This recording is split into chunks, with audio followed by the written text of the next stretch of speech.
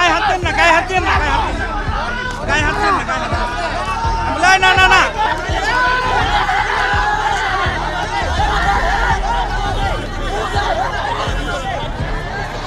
Doctor Mohammad Yunus এই মুহূর্তে কি করছেন? তার হাতে আমাদের রাষ্ট্র কতটা নিরাপদ,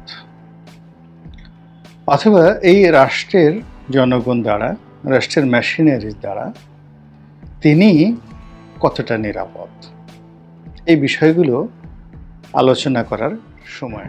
আসসালামু আলাইকুম দর্শক, দেশ ও দেশের বাইরে থেকে যারা এই মুহূর্তে ভিডিওটি ওপেন করেছেন সবাইকে অসংখ্য অসংখ্য ধন্যবাদ। দর্শক, প্রথমেই আপনারা শিরোনাম দেখেছেন, এখন দেখবেন বিস্তারিতর প্রথম অংশেই আপনারা কিছু দৃশ্য দেখেছেন, যে দৃশ্য একজন পুলিশ কর্মকর্তাকে নিয়ে তোড়পাড় শুরু হয়েছে বর্তমানে আমাদের এই দেশের পরিস্থিতিতে।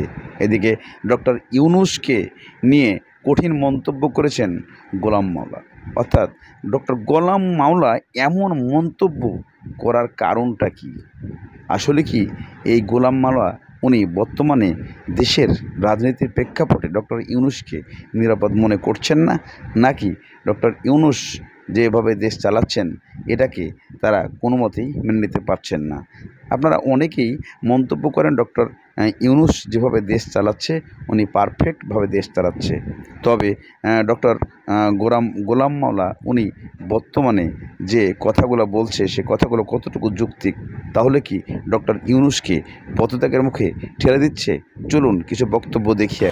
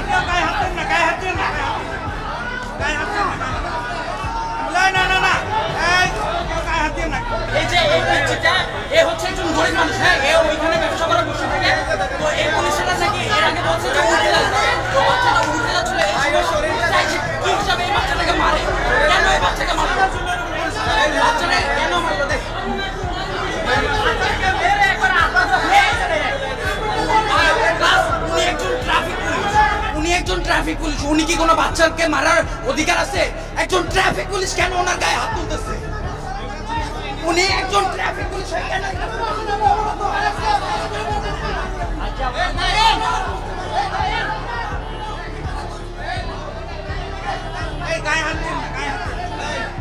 সাংবাদিক ভাই আছে, সাংবাদিক ভাই আছে,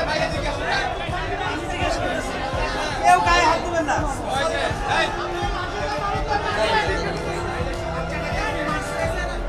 এটা হলো ট্রাফিক।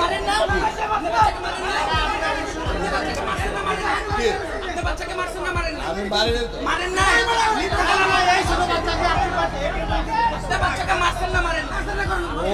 ওকে দাঁড়ানো বলছি।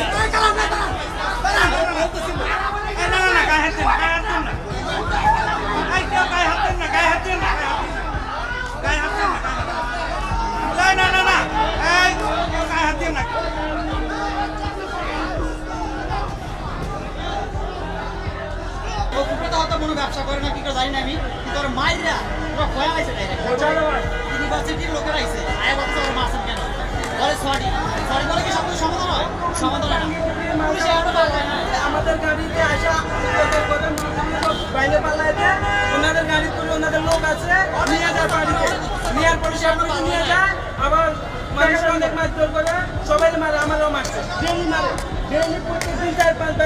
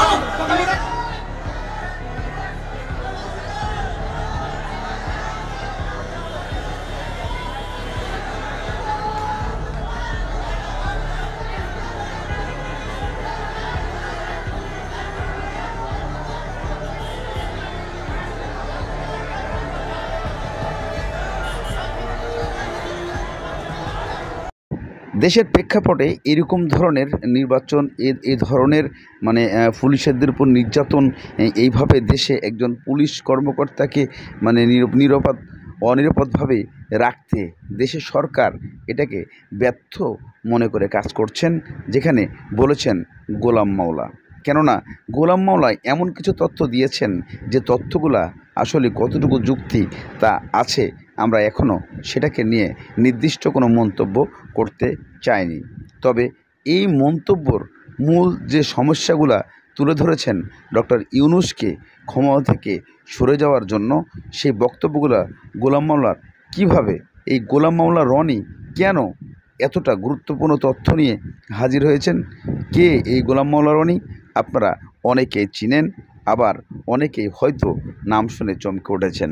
কিন্তু এই ডক্টর গোলাম মাওলা রনি উনি যে সমস্ত বক্তব্য দিয়েছেন, উনি বর্তমানে শেখ হাসিনা সরকারের আমলেও, তবে চলুন সেই ডক্টর গোলাম মাওলা রনির কাছে আমরা চলে যাই, তাহলে বুঝতে পারব ডক্টর মোহাম্মদ ইউনূস এই মুহূর্তে কি করছেন। তার হাতে আমাদের রাষ্ট্র কতটা নিরাপদ, অথবা এই রাষ্ট্রের জনগণ দ্বারা, রাষ্ট্রের মেশিনারি দ্বারা তিনি কতটা নিরাপদ, এই বিষয়গুলো আলোচনা করার সময় এসেছে।